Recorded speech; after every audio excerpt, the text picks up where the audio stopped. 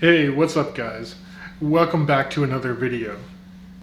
For this one, I wanted to show you guys an unboxing and review of the latest Seiko Presage release that came out in July of 2020, this year.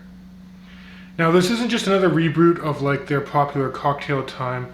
For this particular piece, I mean the dial is amazing and the design is a little bit different, but they also reduced the overall dimensions, and this watch comes in at just under 39 millimeters, which truly makes it feel like an everyday dress watch. Now, I reviewed a Seiko Presage cocktail time a few months back, and I was really blown away just by the dial details that Seiko can do for a watch that's sub 500 US dollars. And this Seiko SARY165 is no different. Honestly, my first impressions when I saw the dial for this Presage is that they should have put the word grand in front of Seiko there, because this actually almost competes with the dials you can get on the Grand Seiko Seasons line.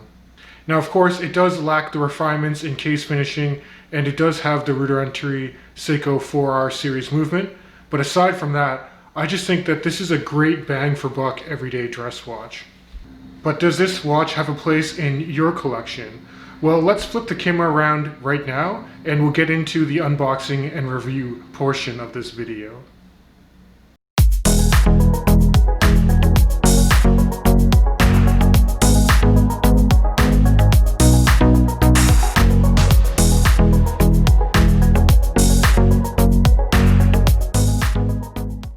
Okay guys, welcome to the unboxing portion of this video. So I did purchase this Seiko SARY165 from an authorized dealer in Japan, and they shipped it through FedEx. So let's open this guy up and take a look inside.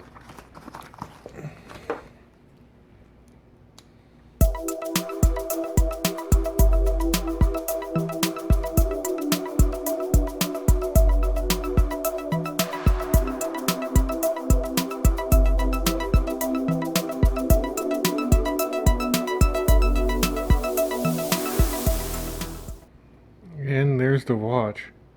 Wow, just look at that gorgeous dial. I don't know if this camera does it justice. But yeah, I'll take all the plastics and the hang tag off, and I'll put it on my wrist, and we'll continue to the review portion then. Okay guys, so now you can see that the watch has been completely unpackaged. I actually swapped out the supplied Seiko Presage strap with a brown leather one. Now there's no issues with this one. This actually has a very nice Seiko deployment buckle here, so you use a twin trigger to release it here. And this is actually very nicely bolstered leather. I like that Seiko includes quick release pins on their straps, but I just found that it blended in almost too much of a dial, so I swapped it out just for a fairly generic Hadley Roma vintage leather strap, and I just think it makes the dial pop a little bit more. You have some nice light contrast here with the darker portions of the dial. So let's talk about some of the updates compared to some of the other Seiko Presages, like the cocktail times. I started off by saying that the dimensions were smaller. So the case from this side to this side, the full case diameter here is 38.5 millimeters. Flip to the side, from lug tip to lug tip here between my thumbs is 44.5 millimeters.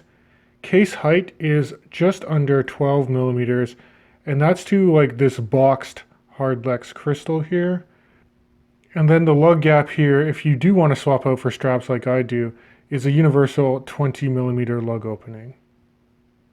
Some other notable changes, at least from my view, is that they did change the hour markings, so you kind of have a mix between Arabic numerals and some nicely faceted stick baton markers there. The Arabic arrangement's kind of similar to like what you see on a Seiko Alpinist, but the hand stack is fairly familiar if you've seen the Seiko Presage cocktail times.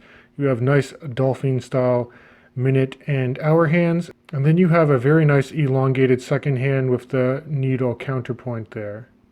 You do have a date complication at the 3 o'clock. That's very nicely bordered, but again, the standout feature for me is just the design of this gorgeous dial.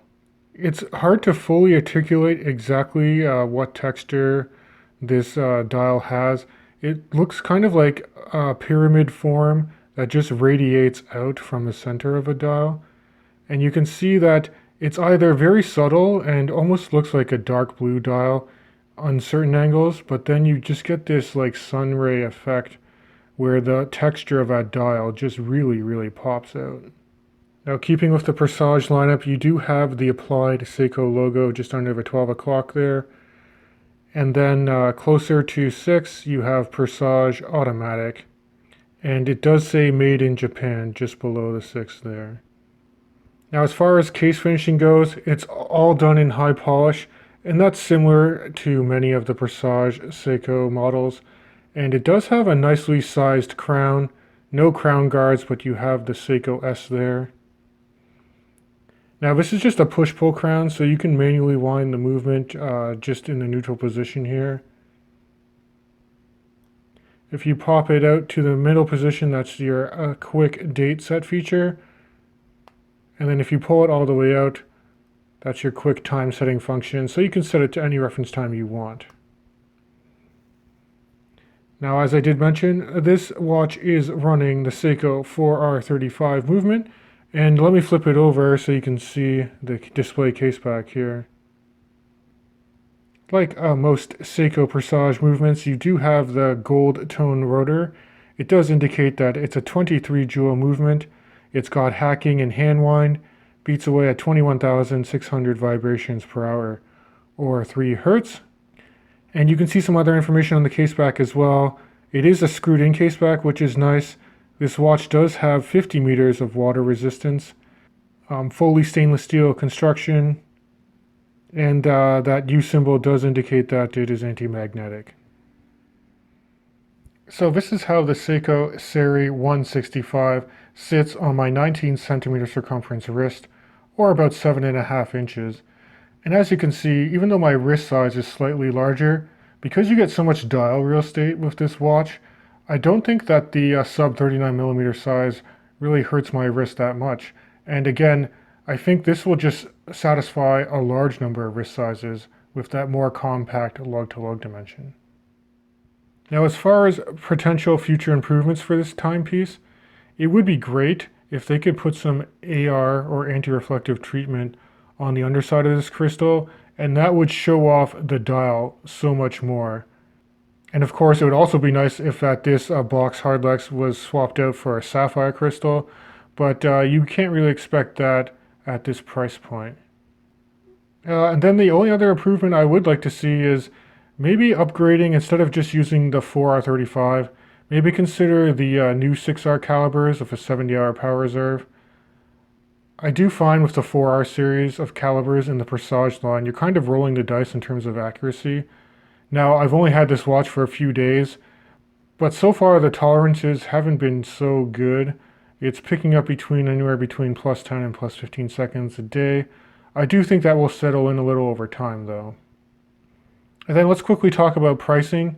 So I did buy this, again, from an eBay authorized dealer in Japan, and the prices are kind of fluctuating. You can get them just sub $500 US, but some of the sites now are charging over $600 US. So just keep an eye out for getting a good deal on one. I'm not sure when these are going to make their way to North America, but of course you can get them overseas if you want to.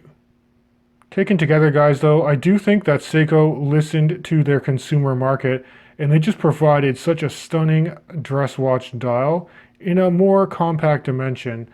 I do think that the Presage cocktail time was a bit large for certain people. I know I could pull it off, but I would love to hear your feedback in the comments below as well. What are your thoughts on the Seiko SARY165? And what do you think is the best dial design in the Presage lineup? Thanks for sticking around to the end of the video. If you like this content, why don't you hit that subscribe button? And as always, I'll catch you guys in the next one.